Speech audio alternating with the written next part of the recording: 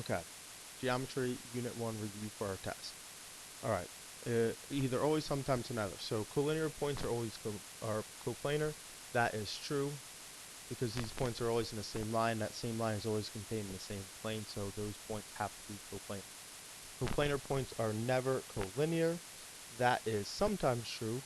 Once again, if the points are coplanar points are in the same plane, they don't have to be in the straight line, but sometimes they can. A triangle that is rotated about the origin is still a triangle. That's always true. An acute angle can measure 100 degrees. That can never happen. An angle can be named with a single letter. That's sometimes true.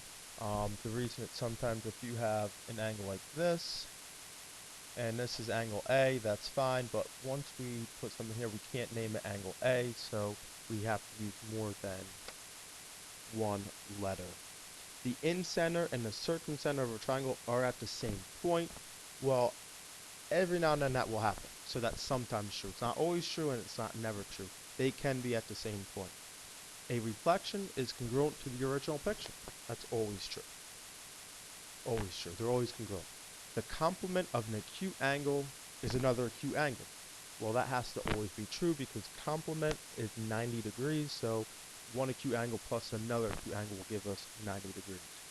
If M is the midpoint of AB, then AB equals MB. That's never true. Because if M is the midpoint, here's my midpoint.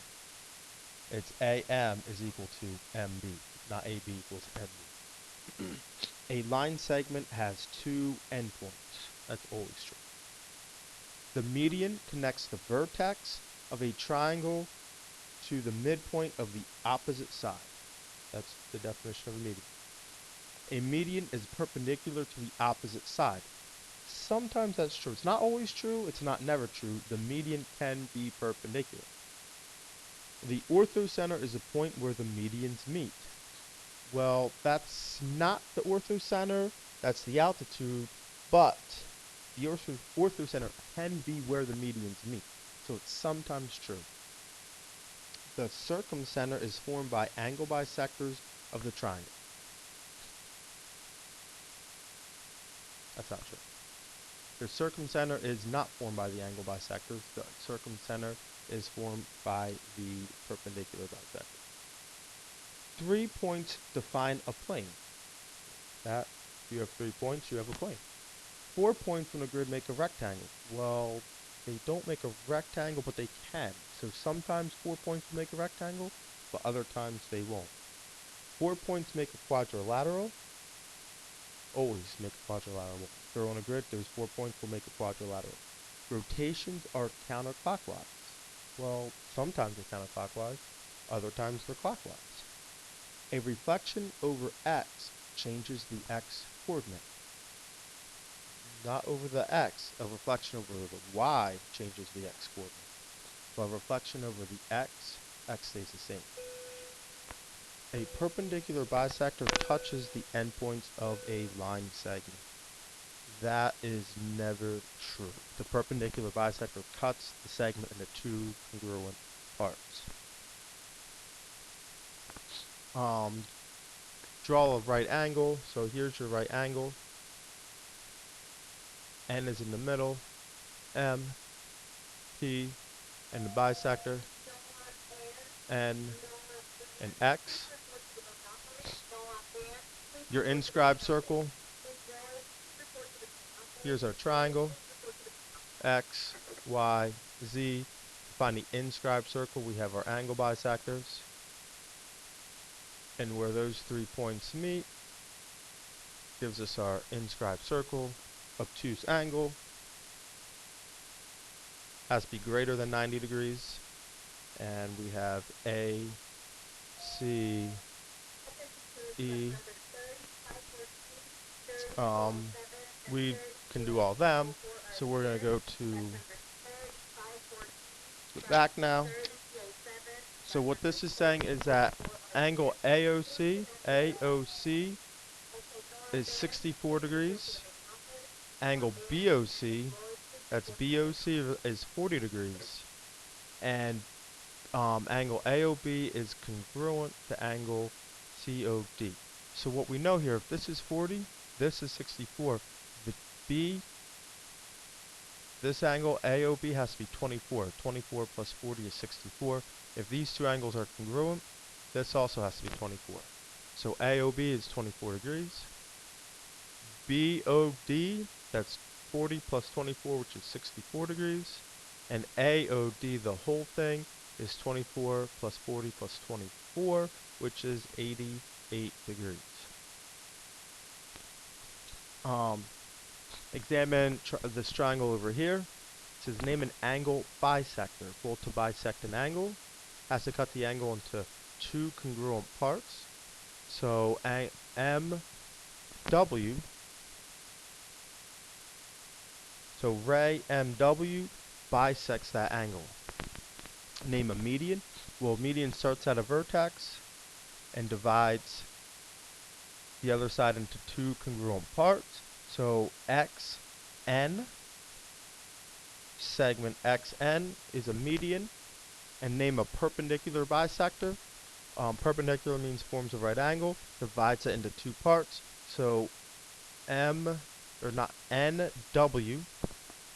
line NW is a perpendicular bisector. 35, complementary. So that means these two angles, 4x minus 7 and 3x minus 15, form 90 degrees. So our equation is going to be 4x minus 7 plus 3x minus 15 equals 90 degrees. So we get 7x minus 22 equals 90 degrees, and 7x equals 112, x equals 16. We got to plug 16 back in, so angle 1 is 57 degrees, and angle 2 is 33 degrees. Vertical angles, so we have 8x minus 10 and 4x plus 16. So they're opposites here, but vertical angles are congruent. So these two angles are congruent, they're the same. So we say 8x minus 10 equals 4x plus 16. So we're going to get 4x equals 26, and x is going to equal 6.5. If x equals 6.5, the measure of angle 3 is 42 degrees, and the measure of angle 4 is also 42 degrees. A linear pair. A linear pair looks like this. A linear pair means they add up to be 180 degrees. So we do 7x plus 12 plus 5x equals 180. 12x equals 168. X equals 14. We plug 14 back in and we get 70 degrees and 110 degrees. We have our triangle with these vertices. We're using this transformation, x minus 2 and y plus 3. So f prime is going to be 3, 4. L prime is going to be 5, 2. And then u prime is going to be 1, 0. We're just taking these, subtracting 2, adding 3, minus 2, add 3, minus 2, add 3. What rule would we use if we want to translate this to the right? We want to do, if we have a triangle xy, we want to take it and add 4 to the x. And what rule would we use for counterclockwise 270? Well, that 270 degrees counterclockwise is the same thing as 90 degrees clockwise. So what we have to do here is our xy, we flip them. So it's going to be y, x, and then we make the second one negative, so we make it negative x. 41, this gives us a reflection over the x-axis. 42, when we have negative x and negative y, that's a rotation of 180 degrees. number 43, we go right one down 5, so this is translation. So right one down 5, 44. This is showing us we're going right 2, so it's a translation. We're going right 2, down 1, and then we also have this negative here. Well, that tells us we want to reflect over the y-axis since x is negative. And then the last one, when we switch these, the y and the x, this is a reflection over y equals x. So that's a reflection over y equals x. So hopefully this made sense, and if you have any questions, just let me know tomorrow.